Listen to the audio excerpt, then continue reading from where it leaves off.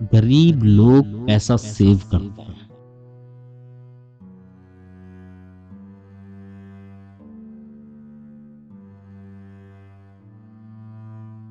मान लीजिए आप एक नौकरी करते हैं, वो लोग नौकरी सिर्फ इसलिए करते रहते हैं क्योंकि उन्हें ये पता होता है कि मैं जैसे 10,000 रुपए की सैलरी की नौकरी कर रहा हूँ, उसमें से 5,000 मेरा खर्चा निकल रहा है, प्लस 3,000 मेरी सेविंग हो रही है और 2,000 मैंने इमरजेंसी अमाउंट रख रखा है जो अक्सर खर्च ही हो जाता है। तो ये देखता है कि मैं 3,000 बचा तो रहा हूँ, वो सेविंग कर रहे होते हैं। वो इसी तरीके से कैलकुलेशन करते हैं कि मैं 3,000 करके कैसे 1 साल के अंदर इतने बचा लूँगा और 2 साल में इतने, 3 साल में इतने, 4 साल में इतने।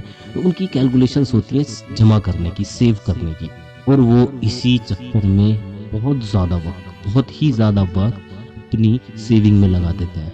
वो सेविंग करते रहते हैं और वो अपनी पूरी ज़िंदगी गरीबी में गुज़ार देते हैं सिर्फ़ इस चक्कर में कि सेविंग। और जब उनकी सेविंग हो जाती है, वो फिर सेविंग उन्होंने जिस चीज़ के लिए की होती है, वो खर्च हो जाती है। उनका लाइफ़स्टाइल नहीं बदला होता है। उनकी ज़िंदगी एक बहुत अच्छी, एक रिच लाइफ जिए, वो ऐसा नहीं हो पाता है क्योंकि वो सेविंग पे फोकस कर रहे हैं। वो एक लिमिटेड अमाउंट को सेव कर रहे हैं खर्च करने के लिए। और यही फ़र्क आता है अमीरों की सोच में। अमीर सेव नहीं, इन्वेस्ट करता है। क्यों? क्योंकि उसे ये पता होता है कि आज मैंने अगर इन्वेस्ट किया तो ये सिर्फ डबल ही नहीं, ये 100 गुना भी हो सकता है, ये 200 गुना भी हो सकता है।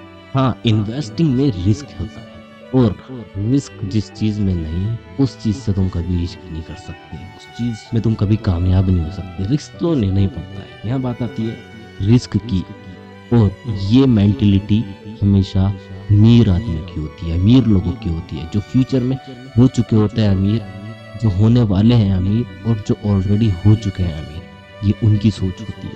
वो इन्वेस्ट करते हैं। वो ये नहीं देखते कि मैं ज़िंदगी भर पैसा बचाकर एक घर बनाऊँ। वो ये देखते हैं कि मैं उस पैसे को डबल, ट्रिपल, चौबल और 100 गुना, 200 गुना कैसे करूँ।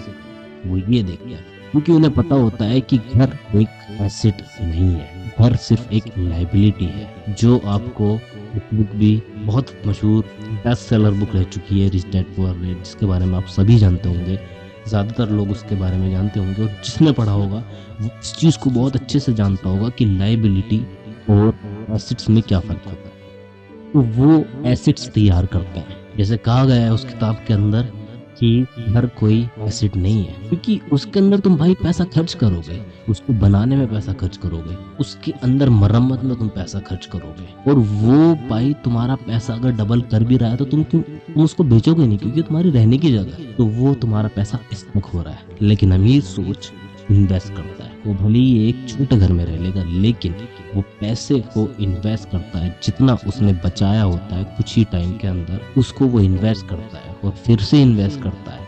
एक दो बार फेल कोई भी होता है, हर कोई होती है, लेकिन वो उसकी मेंटेलिटी होती है इन्वेस्ट करने की। और इन्वेस्टिंग का पैसा, मैं ये नहीं कह रहा कि आप स्टॉक में इन्वेस्ट करो, रियल एस्टेट में इन्वेस्ट करो, क्रिप्टो में, ऑनलाइन, या इन सब चीज़ों में नहीं। इन्वेस्ट भाई खुद के अंदर भी होता है, खुद की पर्सनालिटी, कि अगर तुम खुद को वक्त दे रहे हो ना, तुम अपने वक्त को इन्वेस्ट कर रहे हो खुद में।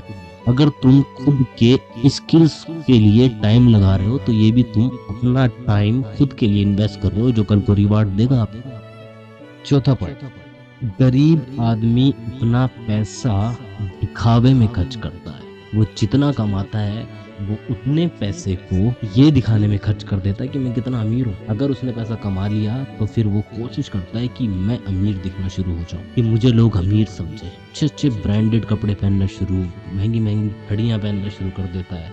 गरीब मेंटेलिटी का आदमी, उसको वो दिखावा बर्बाद कर देता है, क्योंकि अमीर मेंटेलिटी कहती है आप अगर पैसा कमा रहे हो तो उसी पैसे को वापस अपने बिजनेस में लगाते रहो, दिखावा खुद हो जाएगा।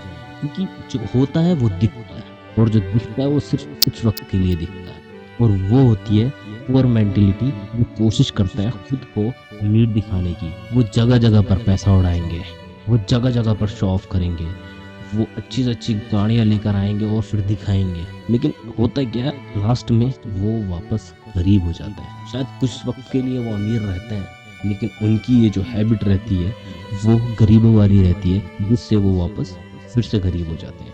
और अमीर आदमी उसी पैसे को बार बार यूज करता है, बार बार यूज करता है अपने बिजनेस में, और अपने बिजनेस को इतना बढ़ा देता है, इतना बढ़ा देता है कि वो फाइनेंशियली इंडिपेंड हो जाता है। और जब इंसान फाइनेंशियली इंडिपेंड हो जाता है तो कुछ भी करे, कहीं भी रहे, उसके पास पैसा आ रहा होता है और उसका पैसा बढ़ रहा होता है, ना कि घट रहा होता है पुअर मेंटेलिटी की तरह, उसके ज़रूरतों में, उसके दिखावे में, उसके शो ऑफ में, इन्फ्लेशन में। तो पांचवा पॉइंट ये है, गरीब सोच वाले लोग अपने ऊपर बोझा डालते हैं, मतलब लाइबिलिटीज खरीदते हैं। लाइबिलिटीज वो होती हैं, अगर आपने rich dad poor dad book पढ़ी है, उसके अंदर आपको लाइबिलिटीज का मीनिंग पता चल जाएगा। लाइबिलिटीज वो होती हैं जो आप खरीद लिया, पहले आपने पैसा खर्च किया, प्लस उसको खरीदने के बाद आप उसके मेंटेनेंस में पैसा लगाते रहेंगे, उसका आप रेंट भी देते रहेंगे, वो बार बार पैसा मांगती रहेगी। और मान लीजिए आपने कार खरीदी, कार पेट्रोल से चलती है जिसमें खर्चा हो रहा है, कार का मेंटेनेंस भी चाहिए, कार को खड़ा करने के लिए उसकी धुलाई सफाई, उसके अंदर बहुत सारे खर्चे होते रहेंगे, और खुद वो कार खड़े खड़े सिर्फ अपनी वैल्यू डाउन करती जाएगी वक्त के हिसाब से, अपनी कंडीशन के हिसाब से। इसको लाइबिलिटीज कहते हैं। और अमीर लोग एसेट्स खरीदते हैं। एसेट्स मतलब कि जो चीज़ तुमने खरीदी, जैसे आपने इन्वेस्टमेंट के तौर पर प्रॉपर्टी खरीदी, ऐसी जगह प्रॉपर्टी खरीदी जो प्रॉपर्टी आपको रेंट भी दे रही है, प्लस उसकी वैल्यू भी बढ़ रही है, और जो उसकी वैल्यू थी वो तो पूरी है, वो प्लस में आपको प्रॉफिट दे रही है, और प्लस में वो per day, per month, per year आपको पैसा कमा के दे रही है। मतलब कि आपका पैसा अगर आपके लिए काम कर रहा है और आप कुछ नहीं कर रहे हैं, तो उसको लाइबिलिटीज कहते हैं। और ये सोच होती है अमीर माइंडसेट की। गरीब माइंडसेट अपने पैसे को लगाकर उसको दिन पे दिन कम करता जाता है, कम करता जाता है, उसको समझ नहीं आता, उसको ऐसा लगता है कि मैं अमीर हूँ, लेकिन नहीं, ये एक पुअर मेंटेलिटी है। ये सिर्फ मैं ही नहीं कहता, बड़े बड़े रिचेस्ट लोग, दुनिया के अंदर बहुत बड़े अमीर लोग रहे, उन्होंने खुद ये बातें कही हैं। आपको किताबें अगर आप पढ़ते हो तो आपको ये चीज़ समझ आ जाएगी।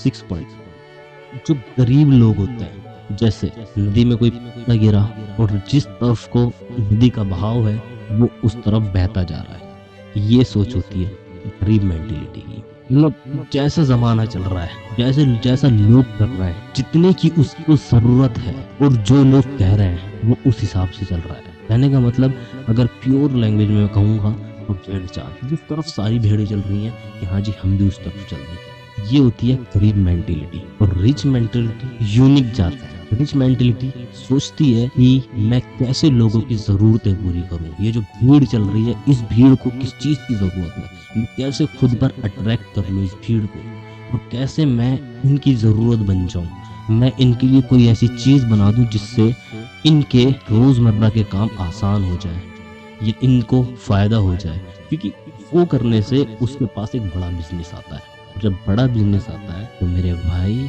अमीर और अमीर हो जाता है, गरीब भीड़ के साथ चल के और गरीब हो जाता है। यही फर्क है 95% लोग क्यों दुनिया में गरीब हैं और 5% लोग दुनिया में क्यों सबसे ज्यादा अमीर हैं। जिनके पास पूरी दुनिया की 95% नहीं है, उन 5% के पास, और टोटल 95% लोगों के पास इतना पैसा है जितना उन 5% लोगों के पास है।